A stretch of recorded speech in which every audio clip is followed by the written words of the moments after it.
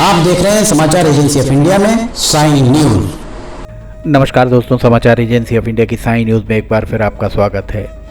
जिला पुलिस अधीक्षक का पदभार जब से कृष्ण लाल चंदानी के द्वारा ग्रहण किया गया है, उसके बाद से सिवनी में पुलिसिंग पूरी तरह मुस्तैद नजर आती दिख रही है। समाचार एजेंसी ऑफ इंडिया की साई न्यूज़ के लिए अखिलेश दुबे की रिपोर्ट। बकरीद पर गौ हत्या के प्रयास को सिवनी पुलिस ने विफल किया, मुक्त कराए 17 गोवंश और 5 आरोपियों को गिरफ्तार किया। जिला पुलिस अधीक्षक के द्वारा पत्रकार वार्ता में बताया गया कि 28 मई 2026 को बकरीद कानून व्यवस्था की ड्यूटी पर कस्बा भ्रमण के दौरान मुखबिर के द्वारा सूचना मिली कि हड्डी गोदाम में क्षेत्र में रहने वाले मौलाना मजीद खान बकरीद त्यौहार में गौवंश की कुर्बानी के नाम पर मुस्लिम समाज के कुछ लोगों से पैसे एकत्र कर अपने खाते में उनके द्वारा डलवाए जा रहे हैं, जिससे कुर्बानी के नाम पर अवैध तरीके से गौवंश की हत्या होने की आशंका है।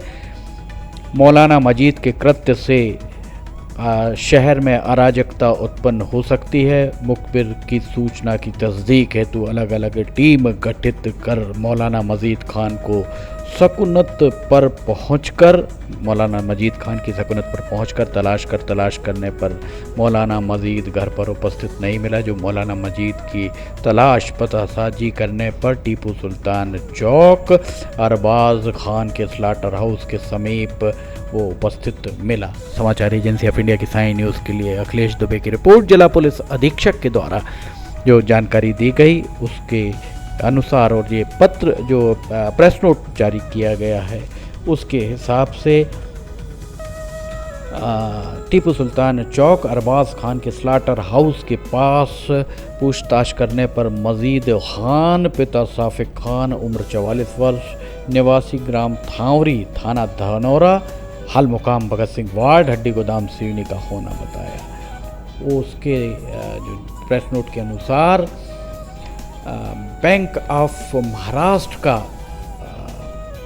खाते से मोबाइल नंबर पर फ़ोन पे उसके द्वारा चलाया जा रहा था। उक्त खाते में फ़ोन पे एवं अन्य माध्यम से राशि जमा कराई उसके द्वारा कराई गई। इसके बाद रफ़ीक इनके द्वारा जो भी जानकारी दी गई, गौवंश की कुर्बानी के लिए उसके परिचित इमरान पटेल निवासी नागपुर, मौलाना आसिफ निवासी सूफी नगर, शाकिर खान निवासी जनता नगर सिवनी एवं रफ़ीक खान निवासी पिंजारी मोहल्ला सिवनी के से खाते में ट्रांसफ़र होना बताया गया। कुल चंदे की राशि 27,500 रुपये से 7 नग गौवंश को परिचित के शेख आबिद निवासी जटलापुर से खरीदकर कुर्बानी देने के लिए गौवंश को जटलापुर थाना बंडोल के जंगल में बांध कर रखना बताया गया और गौवंश की कुर्बानी के लिए इमरान मौलाना निवासी एकता कॉलोनी सिवनी के साथ जटलापुर जाना।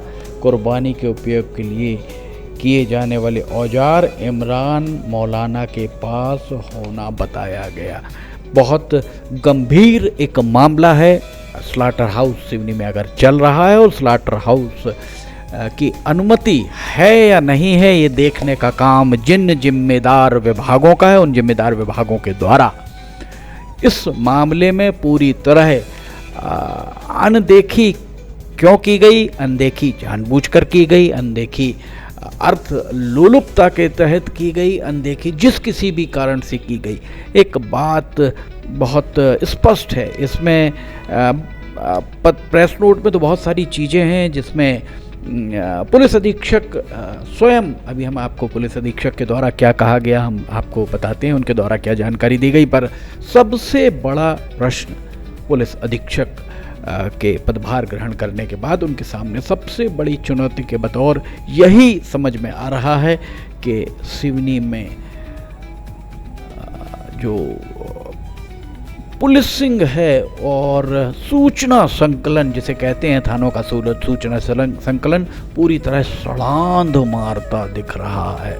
सूचना संकलन अगर थानों का बहुत मुस्तैद होता तो इस तरीके के स्लाटर हाउस, हालांकि सूचना संकलन के जरिए ही ये बात सामने आई, निश्चित तौर पर ये बात सामने आई के गौवंश की कुर्बानी दी जाने वाली थी। पर सवाल यही है कि ये कितने सालों से ये काम चल रहा है, और अगर ये जो टीपू सुल्तान चौक हड्डी गोदाम का नया विकसित क्षेत्र कहलाता है, हड्डी गोदाम जिसे पहले झिरिया कहा जाता था, वहाँ वो मुश्किल 40-50 मकान हुआ करते थे, और काफ़ी पीछे जाकर हड्डी गोदाम था जहाँ मवेशियों की हड्डियाँ एकत्र करके रखी जाती थी। उसके साथ ही उनसे निकली खाल अलग रखी जाती थी और उन्हें बाहर के ठेकेदार आकर लेकर जाते थे, और जो भी उसका उपयोग करते हों उस तब से हड्डी गोदाम इस क्षेत्र का नाम पड़ा है। और कोतवाली के ठीक पीछे का क्षेत्र हड्डी गोदाम का क्षेत्र कहलाता है। और कोतवाली के आसपास अगर एक अवैध स्लाटर हाउस,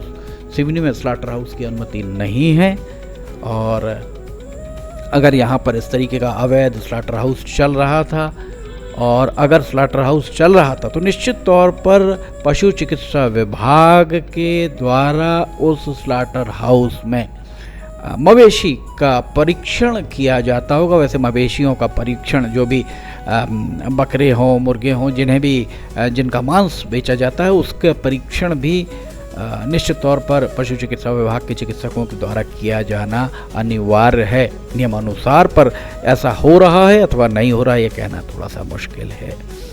ये हम आपको दिखा रहे हैं यहाँ पर ये पुलिस अधीक्षक कृष्ण लालचंदानी की पत्रकार वार्ता। समाचार एजेंसी ऑफ इंडिया के साई न्यूज़ के लिए अखिलेश दुबे की रिपोर्ट। इसके बाद अब्दुल्ला मुसलमान के द्वारा 48 नग गौवंश की कुर्बानी के लिए 80,000 रुपये की राशि की बात भी की गई।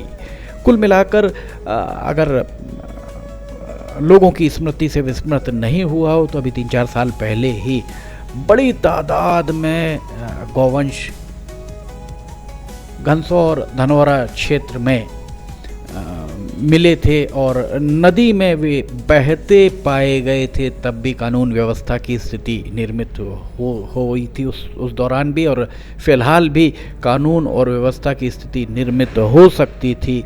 किंतु जिला पुलिस अधीक्षक जो ईमानदार छवि के धनी हैं, जिनकी वाणी बहुत सौम्य है, पर उनके कदम, उनके स्टेप्स, उनके जो कार्यप्रणाली है बहुत स्ट्रिक्ट नज़र आ रही है, बहुत सख्त कार्यप्रणाली उनकी नज़र आ रही है। इस सब के चलते पुलिसिंग भी बहुत ही करीने की होती हुई दिख रही है। समाचार एजेंसी ऑफ इंडिया की साई न्यूज़ के लिए अखिलेश दुबे की रिपोर्ट। 17 गौवंश मुक्त कराए गए। कुछ नाटे, उस अवैध स्लाटर हाउस में कुछ नाटे भी वहाँ पर मिले, जिन्हें 7 नग गौवंश, जामुल पानी में 10 नग और जटलापुर में 7। और यहाँ पर भी जो स्लाटर हाउस अवैध था वहाँ पर भी 7-8 नाटे मिले, जिन्हें मुक्त कराया गया। सभी भूखे प्यासे रखे हुए थे। समाचार एजेंसी ऑफ इंडिया की साई न्यूज़ के लिए अखिलेश दुबे की रिपोर्ट। आइए सुनते हैं जिला पुलिस अधीक्षक श्री कृष्ण लालचंदानी क्या कह रहे हैं पत्रकारों से। सिवनी पुलिस द्वारा जो बकरी ईद पर जो 17 गौवंश की कुर्बानी दी जानी थी उसको सफलतापूर्वक विफल किया है, और इसमें पूरी टीम ने बहुत अच्छी भूमिका निभाई है। इसमें उस दिन हमें इंटेल था कि माजिद खान जो मौलाना है वो उन्होंने ठेका लिया और वो कई सारी कुर्बानियां उस दिन करवाएंगे। तो उसी इंटेल पे जब उनको राउंड अप किया गया और उनके मोबाइल और जो बाकी डिवाइसेस की छानबीन की गई तो ऐसा पाया गया कि उनने 2 जगह से ठेके लिए थे इमरान पटेल और हामिद इंजीनियर।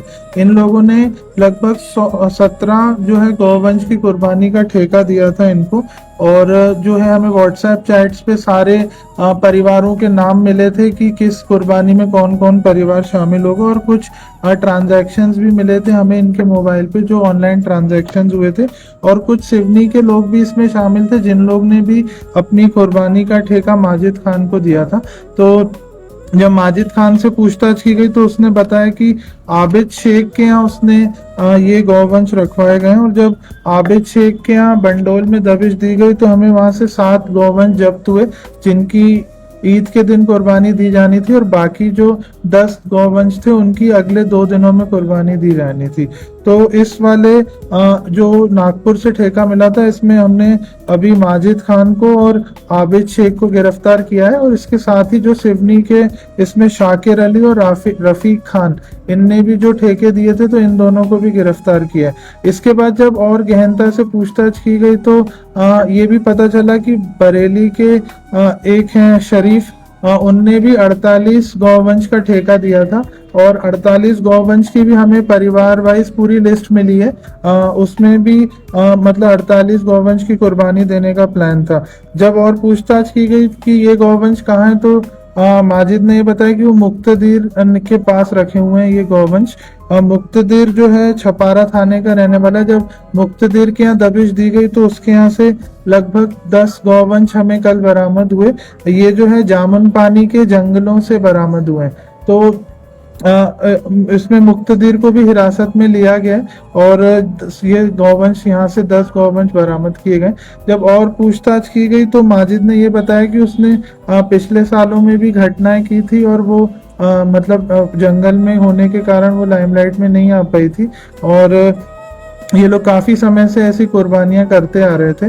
तो इसमें अभी और भी पूछताछ जारी है, और भी लोगों की पूछताछ की जा रही है कि नेटवर्क में कौन कौन लोग शामिल थे, पिछले सालों में भी किन्ने कुर्बानियां दी हैं, और उनको भी इसमें प्रकरण में आरोपी बनाया जाएगा। इसके साथ ही साथ जो कसाई थे, जो कसाई इसमें इमरान जो कुर्बानी देने का काम करते थे, उनको भी आरोपी बनाए गए। और जो इसमें मौलाना थे, मौलाना एक तो माजिद खान खुद ही था और एक मुक्तदीर था। ये लोग बेसिकली फातिया पढ़ के कुर्बानी की प्रथा करते थे। तो एक ही कानून व्यवस्था की स्थिति निर्मित हो सकती थी अगर ये कुर्बानियां होती, जिसको सफलतापूर्वक पूरी टीम ने विफल किया, और इसका श्रेय पूरी टीम को जाता है। और भी अभी हम अग्रिम विवेचना कर रहे हैं, और भी हम प्रयास कर रहे हैं कि अगर हम और गौवंश को जब्त कर पाते हैं और भी लोगों के नेटवर्क को ध्वस्त करने का प्रयास किया जाए। अभी ये प्रकरण इसी ड्यूरेशन में सामने आया है। ये आरोपी चिन्हित नहीं थे। मैंने जैसा बताया कि पिछले 10 दिन से प्रयास कर रही थी पुलिस, और जगह जगह जन संवाद किए गए थे। तो उसी जन संवाद के परिणाम से हमें कुछ लोगों द्वारा सूचना दी गई, और उसके आधार पर इनको चिन्हित किया गया। और जो इनाम घोषित किया था उनको इनाम दिया जा रहा है, और क्योंकि जो उन्होंने ये कहा है कि उनकी आइडेंटिटी गोपनीय नहीं की जाए, इसलिए गोपनीयता के आधार पे उनको अच्छा इनाम दिया जाएगा। कल जो है कुछ लोग इकट्ठा हो गए थे, बट उसको जो है बातचीत करके रिजॉल्व किया गया, और उसमें अभी कानून व्यवस्था में कोई भी ऐसी बाधा नहीं है। और जो जैसा कि मैंने बताया कि जो छपारा थाने के 10 मवेशी थे, ये जामुन पानी के जंगल से पकड़े गए थे, और पिछले साल भी इसी के आसपास कुछ हमें अवशेष मिले थे। और जो बंडोल से जो जतलापुर से जानवर पकड़े गए, ये जो इनके खेत के आसपास से पकड़े गए। एक इसी क्रम में एक स्लॉटर हाउस भी कल सीज किया गया था। उसमें ये भ्रामक जानकारी थी कि उसमें हाईकोर्ट से उनको अनुमति मिली हुई है। जब डॉक्यूमेंट्स का परीक्षण किया गया और जब सभी चीजें देखी गई, तो ऐसा प्रतीत हुआ कि उनका सिर्फ रजिस्ट्रेशन था, और उनके पास कोई भी वैध अनुमति नहीं थी। तो उसके बाद तत्काल जो है नगर पालिका की टीम और सीएमओ साहब को बुलवा के और पुलिस ने साथ मिलकर ये कार्रवाई की, और उसमें भी जो 11 पाड़े थे उनको भी मुक्त कराया, और उसको भी सीज करके उसमें भी एक अलग से प्रकरण पंजीबद्ध किया गया। ये जो दोषी हैं, इन पे एनएसए की जैसी धाराओं में कार्रवाई की जाएगी, क्योंकि इनने पूरा प्रयास किया था कि उस दिन शांति व्यवस्था और कानून व्यवस्था की स्थिति बिगड़े, और तभी अगर इतनी बड़ी कुर्बानियां होती तो निश्चित तौर पे जो है जिले का माहौल खराब होता। तो इसलिए इन पर जो है हम लोग जो हमने प्रकरण पंजीबद्ध किए गए हैं गौवंश प्रतिषेध अधिनियम और बीएनएस की धाराओं में, उसके अलावा एनएसए की कार्रवाई भी की जाए। वो विवेचना में उनको भी नोटिस दिया गया है, और जो है पशुओं को जो प्रॉपरली नहीं रखा गया था, तो नोटिस देके उनको भी बुलाया गया। अगर उनका इन्वॉल्वमेंट पाया जाएगा तो उन पे भी कार्रवाई की जाएगी। इसमें जो जिन लोगों की हमें अग्रिम पूछताछ की आवश्यकता थी, जो लोग नेटवर्क में इन्वॉल्व थे, उन सभी की पुलिस रिमांड ली गई है। उसके अलावा जो सिवनी के लोकल लोग थे जिनने सिर्फ कुर्बानियों के पैसे दिए थे, उनके लिए उनसे आगे की पूछताछ की आवश्यकता न होने के कारण उनको रिमांड पे नहीं लिया गया। जैसा कि मैंने बोला, अब ये सब विषय अभी सारे एंगल से उसको देखा जाएगा। अभी कल प्राथमिकता थी कि उसको सीज करना और जो पशुओं को मुक्त कराना, तो वो कार्रवाई की गई थी। अभी जो और भी लीगल उसमें एंगल्स होंगे उसको एक्सप्लोर करके संबंधित विभाग से पत्राचार किया जाएगा। जैसा कि मैंने बताया कि 2 मौलाना हमें आरोपी बनाए हमने इसमें, और जो है एक कसाई आरोपी बनाया। बिना मौलाना और कसाई के कुर्बानी संभव नहीं है। इसके साथ ही साथ हम ये भी देख रहे हैं कि पिछले सालों में क्या कुछ ऐसे लोग थे या कोई और मौलाना अभी भी इन्वॉल्व हैं क्या उस पे भी, क्योंकि कुर्बानी जो है 3 दिन तक दी जाती है, तो अभी भी पुलिस एकदम अलर्ट मोड पे, और अभी भी अगर हमें किसी का भी इन्वॉल्वमेंट मिलता है इनसे पूछताछ करने पे, तो उनको भी आरोपी बनाया जाए। अभी वो 7 दिन का हमने मांगा था रिमांड, एग्जैक्ट अभी पता नहीं है कितने। हाँ, इसमें जो मैं जैसा बताया कि जिन लोगों ने चंदा दिया उनको भी इसमें आरोपी बनाया गया। उन लोगों को ऑलरेडी बनाया जा चुका है। और निजाम उर्फ अबू बकर अभी भारत में है नहीं, ये अभी हज पे बाहर है, तो इसलिए अभी इनकी गिरफ्तारी संभव नहीं हो पाई। जैसे ही ये भारत लौटेंगे तो इनकी गिरफ्तारी की जाएगी। ये अभी हज पे बाहर है, हज करने गए। तो ये थे, आपने सुना क्या कहना है जिला पुलिस अधीक्षक श्री कृष्ण लालचंदानी का। बहुत ही ईमानदार छवि के धनी हैं, उनकी वाणी बहुत सौम्य है, बहुत सॉफ्ट उनकी वाणी है, पर उनके कदम बहुत सख्त नज़र आ रहे हैं जब से उनके द्वारा यहाँ पर पदभार सिवनी में संभाला है। इसी तरह रात में यहाँ ये कोतवाली में भीड़ भाड़ आप देख सकते हैं। ये वीडियो भी समाचार एजेंसी ऑफ इंडिया को किसी के द्वारा भेजा गया है। ये कोतवाली का नज़ारा 28 मई 2026 का। समाचार एजेंसी ऑफ इंडिया की साइन न्यूज़ के लिए अखिलेश दुबे की रिपोर्ट। अगर खबरें आपको पसंद आ रही हो तो इन्हें लाइक, सब्सक्राइब, शेयर जरूर कीजिए। फिलहाल इजाजत लेना चाहेंगे, फिर हाजिर होंगे। जय हिंद।